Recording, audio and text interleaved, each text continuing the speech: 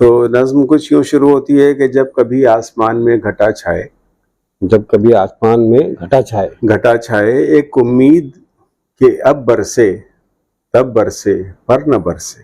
واہ، جوانی کی دہلیز کو بس ابھی بھی جوانی ہے ماشاءاللہ، ایسی بات نہیں ہے، پار کر چکے ہیں۔ اب تو شاعری کے لیے عاشقی ضروری ہے۔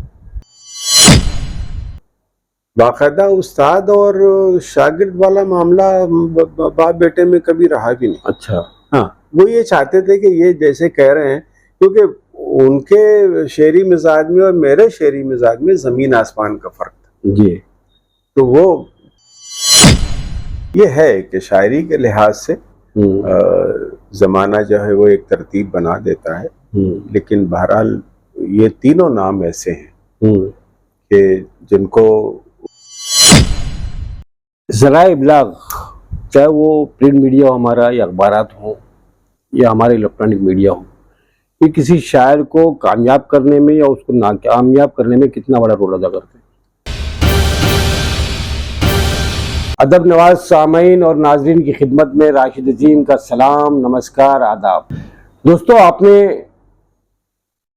حضرت قیس الجعفری صاحب کا نام سنا ہوگا، جن کا ایک بہت ہی مشہور شعر تھا، غزل تھی، ہم تیرے شہر میں آئے ہیں مسافر کی طرح، ایک بار ملاقات کا موقع تو دے دے۔ اس کو گایا تھا پاکستان کے نامور گلوکار غلام علی صاحب نے۔ آج ہم قیس الجعفری صاحب کے صاحبزادے عرفان جعفری صاحب کی قیامگاہ پر ہیں اور آج گفتگو کریں گے کچھ شاعری پر، ادب پر اور قیس الجعفری صاحب پر بھی۔ عرفان جعفری صاحب، آپ کا آمنہ سامنا میڈیا میں استقبال ہے۔ بہت شکریہ۔ آمنہ سامنا کے ناظرین کو بھی آداب، میرا سلام، اور راشد عظیم آپ کا بہت شکریہ کہ آپ تشریف لائے اور اس غریب خانے کو آپ نے زینت بخشی۔ میں آپ کا استقبال بھی کرتا ہوں، آپ کا شکریہ بھی ادا کرتا ہوں، اور آپ کے لیے دعا کو بھی ہوں کہ آپ جس طرح کا کام کر رہے ہیں، آپ اللہ تعالیٰ اس میں آپ کو بہت بے پناہ کامیابیاں عطا کرے۔ شکریہ عرفان جعفری صاحب، آمین، شکریہ بہت بہت۔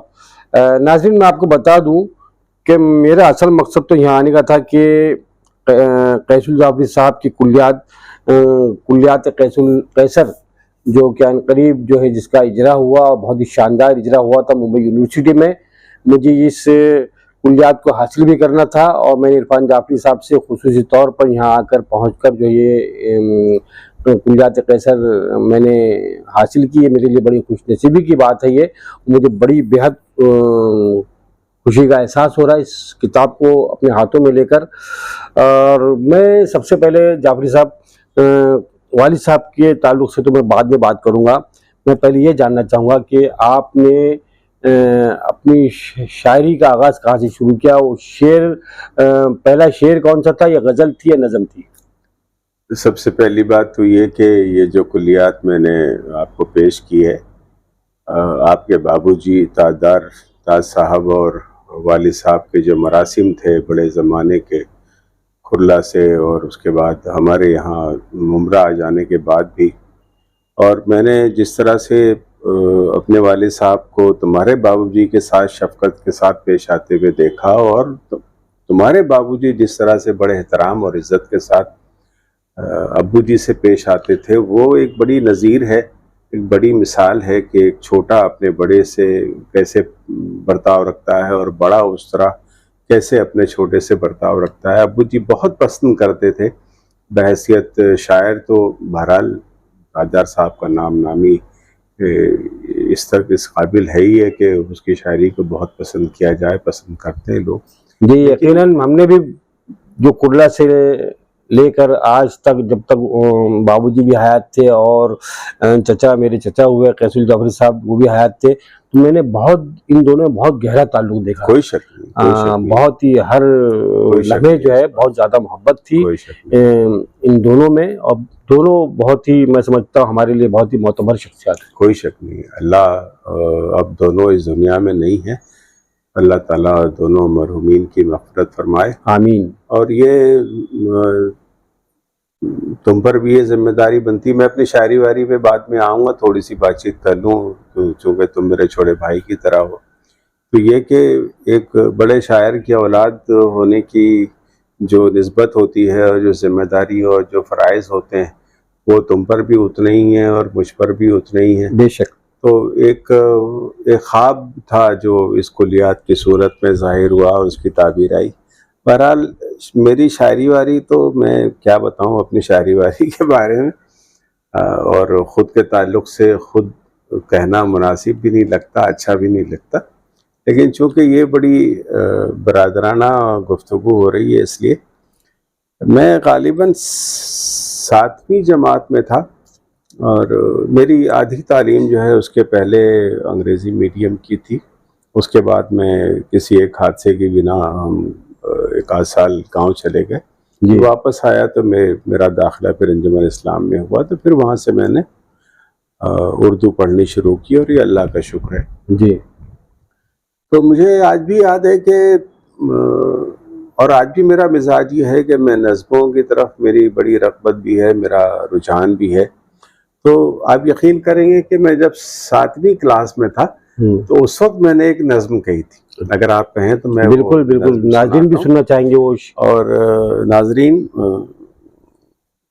مجھے آج بھی تعجب ہوتا ہے کہ 7th کلاس کا ایک طالب علم جو ہے وہ کیسے ایک ہندو میتھولوجی اس کے ذہن میں کیسے رہ گئی، کہاں سے آئی، مجھے کچھ خبر نہیں.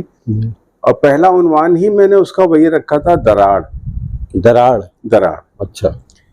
تو نظم کچھ یوں شروع ہوتی ہے کہ جب کبھی آسمان میں گھٹا چھائے، جب کبھی آسمان میں گھٹا چھائے ایک امید کہ اب برسے تب برسے پر نہ برسے. واہ. جب کبھی آسمان میں گھٹا چھائے ایک امید کہ اب برسے تب برسے پر نہ برسے، اور میرے ذہن کا بنجر کھیت سوکھے جھلسے جگہ جگہ سے پھٹ جائے. جی. اور پھر ہر دراڑ سے یادوں کی سیتا نکلے، روح کے بنواس میں رام کا ساتھ دینے. کیا بات ہے. واہ. مجھے آج بھی واقعی راشد میں بڑے ایمانداری کے ساتھ میں یہ کہنا چاہوں گا کہ 7ویں کلاس کا ایک طالب علم نے یہ نظم کیوں کہی، اس کے ذہن میں کہاں سے آئی، اس نے کیا دیکھا ہوگا. لیکن یہ میری پہلی نظم تھی. پہلا شعر بھی کبھی کہا ہوگا، لیکن اب پہلا شعر یا ابو کو بھی یاد نہیں تھا کہ انہوں نے پہلا شعر کب کہا تھا، مجھے بھی یاد نہیں ہے. نہیں تو جو شعر آپ نے کہا، جو نظم آپ نے کہی ہے 7ویں جماعت میں تھے، مجھے اچھا لگتا ہے شاید 55-56 برس پہلے کی بات ہوگی. یہ ظاہر سی بات ہے، یہ میرے خیال میں 72 میں 7th میں رہا ہوں گا، ایسا لگتا ہے مجھے. ہاں. اچھا یہ بتائیے عرفان بھائی کہ جو آپ نے پہلی نظم کہی تو والد محترم کا کیا اس میں خوش ہوئے کہ ناراض ہوئے، کیا تھا؟ نہیں، وہ نظم تو میں نے بہت برسوں کے بعد، اسی وقت تو نہیں سنائی ہوگی ان کو، لیکن جب بعد میں سنائی تو انہوں نے پہلا سوال یہی پوچھا کہ تمہارے ذہن میں یہ ہندو میتھولوجی جو ہے اس کا پورا منظرنامہ تمہارے ذہن میں کیسے آیا. وہ پوری جو سیتا کی پیدائش ہے اور وہ جو پورا منظرنامہ ہے وہ پورا اسی، بس یہ کہ کلائمیکس اس کا یہ ہے کہ ہر انسان کے ساتھ جو ہے وہ سیتا ایک ایسا سمبل ہے اپنے شوہر کے ساتھ دینے کا، وہ بڑا مثالی کیریکٹر ہمارے ہندوستان میں مانا جاتا ہے. جی. تو ابو جی نے یقیناً بڑی خوشی کا اظہار کیا، اور اس کے بعد پھر جب میں نے غزلیں کہنی شروع کی تو کبھی کبھی ان کو دکھا دیا کرتا تھا یا سنا دیا کرتا تھا. جی. لیکن کوئی باقاعدہ ایسا ان سے کوئی تلمذ ہے یا ان کو دکھانا ہی ہے، ان کو سنانا ہی ہے. کبھی کبھی وہ خود پوچھ لیتے تھے کہ تم نے کچھ نیا کہا ہو تو سناؤ. تو ایسی ہم باپ بیٹے جو ہے وہ ان کی کرسی ایسی ہوتی تھی، یہ تو گھر نہیں تھا، دوسرے گھر میں، اور میں یہاں بیٹھ جاتا تھا. ہم دونوں رات میں چائے وائے پیتے ہوئے جو کچھ کہتا تھا تو ان کو کہیں ایسا لگتا تھا کہ اس میں کہیں کوئی گنجائش ہے، تو اس کو درست کر دیا کرتے تھے. تو آپ کی شاعری کو لے کر جب آپ کوئی کلام کہتے تھے، ظاہر سی بات ہے آپ کے لیے بڑی آسانی تھی کہ استاد شاعر گھر ہی میں تھے، تو آپ کو کہیں اور استاد تو بنانے کی ضرورت نہیں پڑی؟ نہیں، میں نے پہلے بھی عرض کیا کہ ابو جی نے بھی میری صرف شیپنگ کی. باقاعدہ استاد اور شاگرد والا معاملہ باپ بیٹے میں کبھی رہا بھی نہیں. اچھا. ہاں وہ یہ چاہتے تھے کہ یہ جیسے کہہ رہے ہیں، کیونکہ ان کے شعری مزاج میں اور میرے شعری مزاج میں زمین آسمان کا فرق تھا. جی. تو وہ کلاسیکی اور اس کے بعد پھر جدیدیت اور پھر وہ ترقی پسندی، وہ ان کے وہاں ظاہر سی بات ہے ان کی غزلیں، ان کی شاعری اس بات کی غماز ہے. جی. تو وہ یعنی انہوں نے شروع میں مجھے بہت سیریس نہیں لیا کہ میں شاعری وائری کر رہا ہوں یا میں غزلیں کہہ رہا ہوں. لیکن ایک اسٹیج کے بعد پھر ان کو لگا کہ نہیں، کہ اب اس کی تربیت کرنی چاہیے. قیصر جعفری صاحب کے زمانے میں جو ان کے ہم عصر شعراء تھے، ان میں کن کن لوگوں کو آپ یاد کرتے ہیں؟ کون کون لوگ؟ ان میں جو سب سے پہلا نام ہے وہ ظفر گورکھپوری صاحب کا ہے، آپ کے بابو جی کا ہے، تاجدار تاج صاحب کا ہے. کرلا میں عزیز الہ آبادی صاحب تھے، وہ ابو جی کے ساتھیوں میں سے تھے. اور بمبئی شہر میں اس زمانے میں ندا صاحب تھے، اعجاز صدیقی صاحب تھے، اور اس وقت ایک بڑی کہکشاں تھی بمبئی میں. والد صاحب کے ساتھ میں آپ کا جو ہے استاد اور شاگرد کا رشتہ نہیں تھا، باپ بیٹے کا تھا یقیناً. تو کئی دقت پیش آتی ہوگی کہ میں والد صاحب کو کیسے بتاؤں. تو ان دوسرے شعراء میں سے کبھی آپ نے کسی سے اصلاح لی یا کسی کو استاد مانا؟ نہیں، ضرورت نہیں پڑی. نہیں، بس ضرورت پڑی نہیں پڑی اب تو نہیں کہہ سکتا، لیکن خود ابو جی کا بھی یہی تھا جی کہ انہوں نے بھی کبھی کسی کو استاد نہیں بنایا، ان کا بھی کوئی استاد نہیں تھا. آپ آخری شاعر تھے. بس وہ ان کا کہنا یہ تھا کہ شروع سے ہی میں نے شاعری شروع کی، تو مجھے کبھی ایسا نہیں لگا جی کہ میں شاعری جو ہے نزول ہوا کرتی. ہاں بس وہ یہی کہیں گے ان کا تو مزاج ہی ویسا. جی. اچھا یہ بتائیے عرفان جعفری صاحب، ماشاءاللہ جوانی کی دہلیز کو، بس ابھی بھی جوانی ہے ماشاءاللہ، ایسی بات نہیں ہے، پار کر چکے ہیں. شاعری کے لیے عاشقی ضروری ہے؟ شاعری کے لیے عاشقی ضروری ہے یا نہیں ہے یہ تو میں نہیں کہہ سکتا. یہ کہ عاشق کے لیے شاعری ضروری ہے؟ نہیں، عاشق کے لیے شاعری ضروری نہیں. ہر عاشق شاعری نہیں کر سکتا، اور ہر شاعر جو ہے وہ عاشقی کر سکتا ہے. تو دونوں باتیں. بہرحال یہ کہ آپ کے دل میں ایک رنج کی کوئی ایک کیفیت یا بہت حساس طبیعت آپ کے مزاج میں، طبیعت میں ہونی چاہیے. شاعری آسان کام نہیں ہے، جس طرح سے ہم لوگوں نے اب اس کو بہت آسان سمجھ لیا ہے. جی.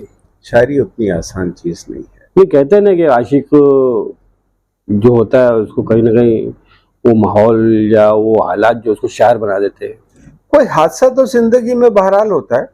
آپ کے ساتھ میں کوئی حادثہ ہوا اس طرح کا؟ کتنے عشق کیا آپ نے؟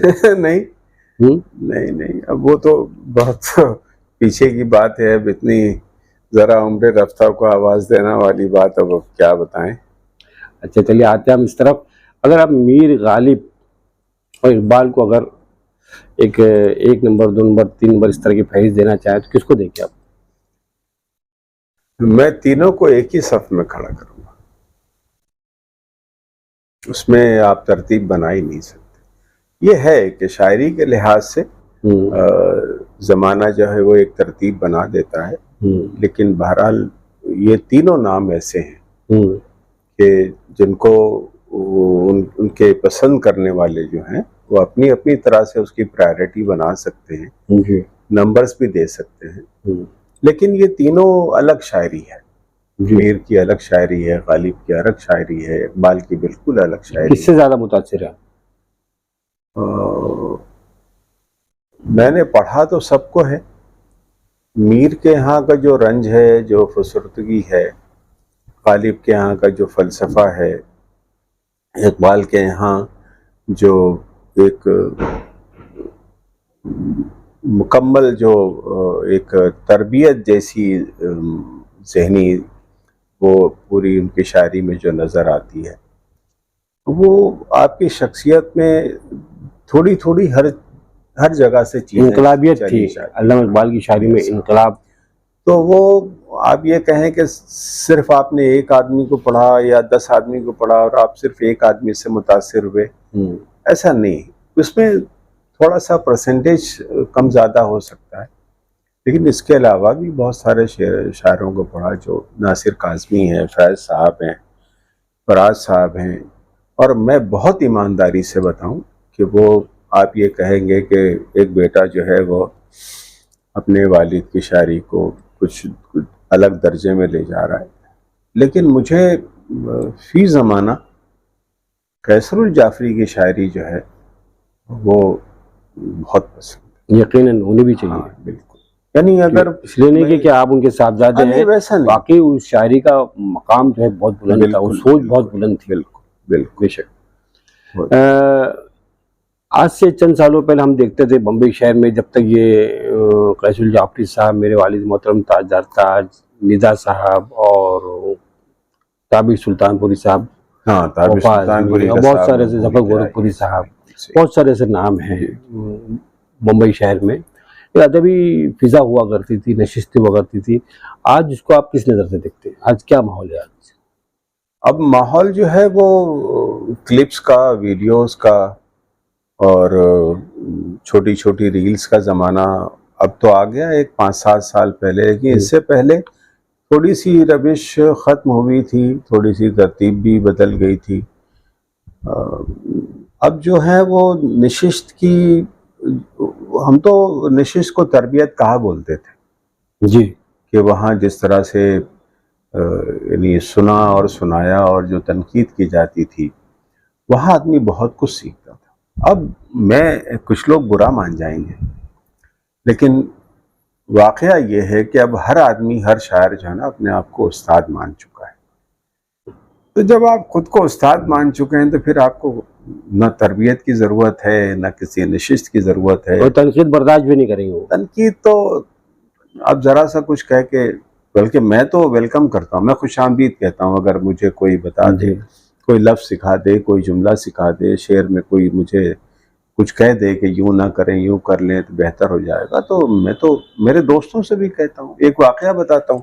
جی، نہرو سینٹر کا مشاعرہ شروع ہوا، شمیم طارق اس کی نظامت کر رہے تھے. انہوں نے مجھے بلایا اور میں نے اور نہرو سینٹر کی میری عادت یہ رہی ہے کہ میں ہمیشہ وہاں پہلی غزل بالکل تازہ سناتا ہوں. میں اپنی شاعری واری کے بارے میں بہت زیادہ مطلب وہ نہیں، خوشگمانی نہیں ہے میری، بہرحال جیسی بھی ہے. تو میں آیا اور میں نے وہ شعر سنایا، تو پیچھے سے حامد اور قاسم کی آواز سنائی دی یار کہ اس مطلع میں اگر مصرع اولا جو ہے وہ ثانی اور ثانی کو پہلا کر لیا جائے یار، تو یہ شعر بہت اچھا ہو سکتا ہے. جی، آپ یقین کریں کہ وہ آواز میرے کانوں میں آئی اور میں نے وہیں کے وہیں اس کو چینج کر کے پھر سنا دیا، اور میں نے یہ دیکھا کہ دوسری مرتبہ بدل کر سنانے کا جو امپیکٹ تھا وہ بالکل الگ تھا. اچھا. تو اتنا ظرف تو آپ میں ہونا چاہیے. اگر اتنا ظرف آپ میں نہیں ہے اور آپ دوستوں کی بات نہیں سنیں گے تو کس کی بات سنیں گے؟ بالکل ایسا ہے. تو یہ عادت ہے میری. موجودہ جس طرح آپ نے بات کی کہ ریل کا زمانہ ہے اور الیکٹرانک میڈیا کا زمانہ ہے اور سوشل میڈیا کا زمانہ ہے، وہاں لوگ جو ہے اپنی شاعری کو پیش کر رہے ہیں اور وہاں پر تنقید بھی نہیں ہے اور نہ تربیت بھی نہیں ہے. تو یہ نشستیں دوبارہ سے جو ہماری ادبی تنظیمیں ہیں ان کو شروع کرنا چاہیے کہ نہیں؟ بالکل کرنا چاہیے، بالکل کرنا چاہیے. اور میں بس اس میں اتنا سا اضافہ کر دوں کہ ہم لوگ جلد بازی میں، اور وہ جو بالکل وفور شوق ہوتا ہے کہ بس اب ہر مہینے ہمیں کرنی چاہیے اور ہم ہر 15 دن میں جمع ہوں گے، میں یہ چاہتا ہوں کہ لوگ اس سے بچیں. جی، 3-4 مہینے میں آپ ایک نشست کریں، اچھی نشست کریں، اور آپ کے ہاں جو اچھے لوگ ہیں جو آپ کی تربیت کر سکتے ہیں ان کو بلائیں اور ان کی تنقید کو اپنی اصلاح سمجھیں. جی. ذرائع ابلاغ، چاہے وہ پرنٹ میڈیا ہو ہمارا یا اخبارات ہوں یا ہمارے الیکٹرانک میڈیا ہو، یہ کسی شاعر کو کامیاب کرنے میں یا اس کو ناکامیاب کرنے میں کتنا بڑا رول ادا کرتے ہیں؟ میں آپ کو ایک مثال دیتا ہوں. ابھی پچھلے سال ہی پونا میں ایک پونا लिटरेरी फाउंडेशन या दक्कनी अदब, एक मोनिका सिंह है वहाँ, ऑफिसर हैं वो, उनका मुशायरा था। तो मैंने आपसे पहले भी बताया कि मैं कंप्यूटर सेवी या मोबाइल सेवी नहीं हूँ मैं। तो वहाँ मैंने जो सुनाया था वो शेर वेर सुनाया, तो उन्होंने मेरे एक शेर की कोई छोटी सी रील वील काट के और वो दक्कनी अदब के इंस्टाग्राम में डाल दिया था। अब आप इसे कुछ और ना लें तो मैं आपको बताऊं कि शायद वो रील 1.5 करोड़ लोगों ने सुनी है। अच्छा। अब यहाँ दो बातें आती हैं जी। कि या तो वो 1.5 करोड़ की फिगर मेरा दिमाग खराब कर दे, जो आपके ही सवाल में ये मेरा वाकया और उसका जवाब भी शामिल है जी। या तो उससे मेरा दिमाग खराब हो जाए, मैं अपने आप को मतलब मीर गालिब और फैज और इकबाल से बस, और ये यहाँ हमारे यहाँ ऐसा कभी कभी हुआ है जी। और या तो ये है कि मैं इसको इस ज़माने का ट्रेंड समझूं जी। कि भाई इसका एक फ़ायदा ये है कि बहुत जल्दी लोगों के पास बहुत सारी चीज़ें पहुंच जाती हैं। जी। लेकिन ये कोई क्राइटेरिया नहीं बनता। अच्छा। हाँ, क्योंकि वो एक शेर और वो 20-25 सेकंड में सुनाया गया या सुना हुआ, वो आपका कद नहीं तय कर सकता। जी। आपका कद तय होगा जब आपकी बहुत सारी शायरी सामने आए, किताब की सूरत में आए या किसी डिजिटल प्लेटफॉर्म पर आए और लोग उसको मुकम्मल पढ़ें और फिर मुकम्मल तौर से आपके बारे में कोई राय कायम करें। तो इसका फ़ायदा सिर्फ इतना ही है कि आप बहुत आसानी से, डेफिनेटली फ़ायदा तो बहरहाल है, इसमें तो दो राय नहीं है कि आप जितनी जल्दी आप की रीच हो जाती है वो एक फ़ायदा है। नॉन लिसनर्स कह सकते हैं कि जिनको शायरी से आज से 10 साल पहले कोई बहुत ज़्यादा शगफ नहीं था, इस मीडिया की वजह से उनकी तादाद बढ़ गई और ये उर्दू के लिए नेक फाल है। मेरे नेक फाल भी है और उसमें एक चीज है कि आपका शेर जो है बुलंद है या नहीं है उसकी कोई वो नहीं है, उसकी गारंटी हाँ, लेकिन आप बिल्कुल शोहरत के बुलंदी में पहुंच जाते हैं, लाइमलाइट में आ गए, आपके शेर में दम हो या नहीं हो। हाँ, इससे बहस नहीं, इससे बहस नहीं। मैं इरफान साहब मैं आ रहा हूँ उसी आपकी जो पहली नज़म थी जिसका नाम था दराड़। आज जो मुल्क के हालात है, सिर्फ मुसलमानों की बात नहीं कर रहा, पूरे मुसलमान या हमारे हिंदू भाई बिरादरन वतन जो आज के हालात से परेशान है, महंगाई है, मॉब लिंचिंग है, वो खवातीन पे जुल्म सितम है, पहलवान रेसलर का मामला हमारे सामने, बिल्कुल दिल्ली में जो जंतर मंतर पे लगातार जारी रहा, जिन्होंने गोल्ड मेडल हासिल किया उन पर भी लाठियां बरसाए गए, घूसे बरसाए गए, लातें मारी गई उनको। हमारे यहाँ मॉब लिंचिंग है, उसके बाद में लव जिहाद और नकाब जिहाद, ये सब चीजें। तो शायर का दिल क्या कहता है, धड़कता है, डरता है या घबराता है?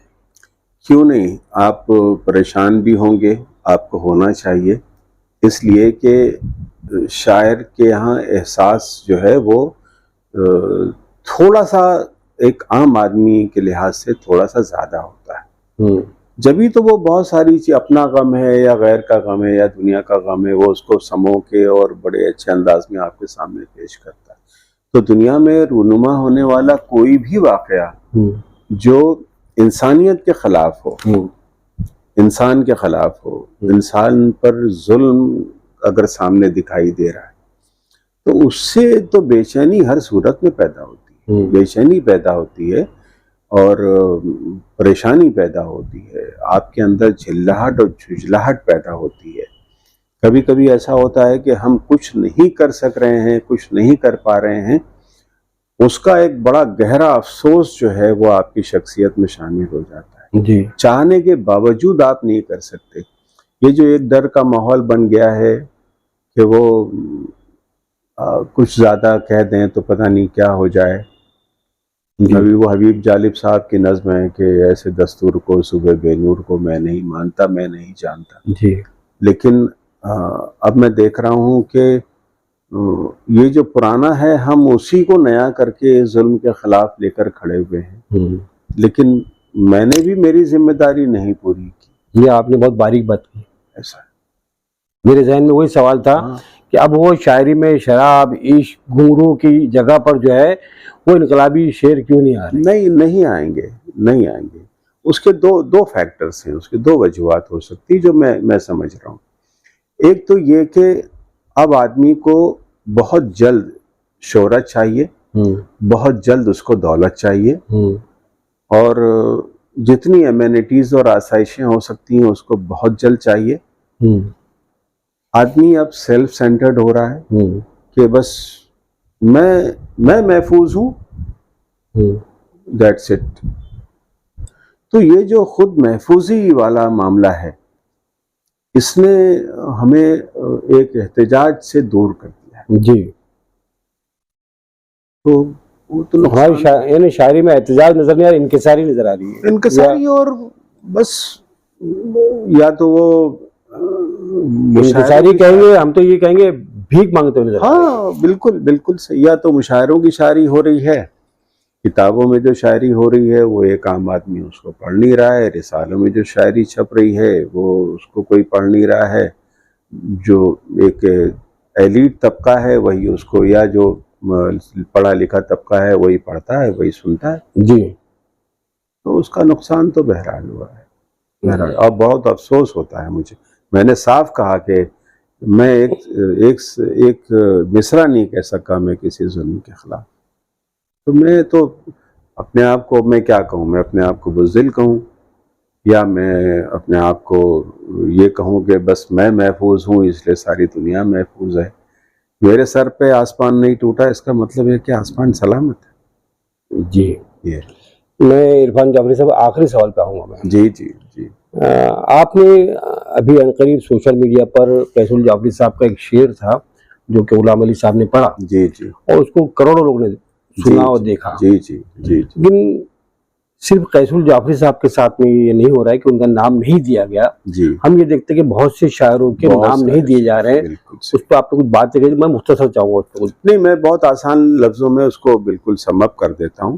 میں صرف یہ کہنا چاہتا ہوں کہ جہاں جہاں شعر, نغمہ, غزل, گیت, کسی طرح کی بھی تخلیق اگر سنائی جا رہی ہے یا لکھی جا رہی ہے, یا مشاعروں میں, ناظم جلسہ تو خیر وہ کبھی کبھی نہیں پکار سکتا نام, لیکن ایک جو پلیٹ فارم ایسا ہے جو ایک عام آدمی دیکھ رہا ہے, تو وہاں ہر تخلیق کے ساتھ جب آپ میوزیشین کا نام دے رہے ہیں, ڈائریکٹر کا نام دے رہے ہیں, سنگر کا نام دے رہے ہیں, بالکل, تو شاعر کا نام کیوں نہیں؟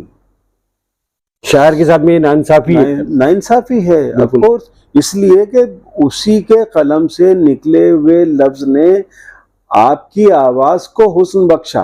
بے شک میوزک ڈائریکٹر کو وہ الفاظ نہیں ملتے تو وہ بس گاتا بجاتا. صحیح ہے, بالکل. آواز کیسے دیتا اس کو؟ صحیح ہے. تو جب آواز کی بات آتی ہے تو ظاہر سی بات ہے کہ الفاظ آتے ہیں. صحیح. اور الفاظ کے ساتھ آپ شاعر کا اگر نام نہیں لیتے, مصرے کے ساتھ, نغمے کے ساتھ, غزل کے ساتھ, نظم کے ساتھ, تو یہ شاعر کے ساتھ بے انتہا ناانصافی ہے, بہت بڑی ناانصافی ہے.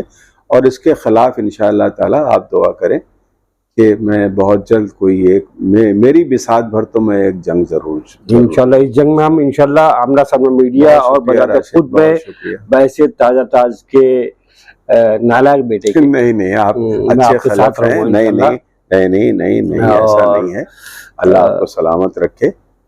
بس اسی کے ساتھ میں آپ کا بہت بہت شکریہ ادا کرتا ہوں. آمنا سامنا میڈیا کی پوری ٹیم آپ کا شکریہ ادا کرتی ہے کہ آپ نے اپنی قیام گاہ پر اتنا قیمتی وقت دیا اور مجھے کلیات قیصر سے بھی نوازا. قیصر جعفری صاحب کی یادگار حق ہے جو آپ لے کر جا رہے ہیں. ناظرین بہت بہت شکریہ آپ سبھی کا بھی. آپ نے اس انٹرویو کو دیکھا اور یقیناً آپ کو پسند آیا ہوگا, پسند آئے گا. تو ہماری گزارش ہے کہ آپ اس پیغام کو, ان باتوں کو جو ادب کے حوالے سے کی گئی ہے, اس کو زیادہ سے زیادہ آگے پہنچائے, شیئر کریں. اپنی کیمرہ پرسن شاہین پٹیل کے ساتھ میں آپ سے اجازت چاہتا ہوں. شکریہ, اللہ حافظ. بہت شکریہ, آداب.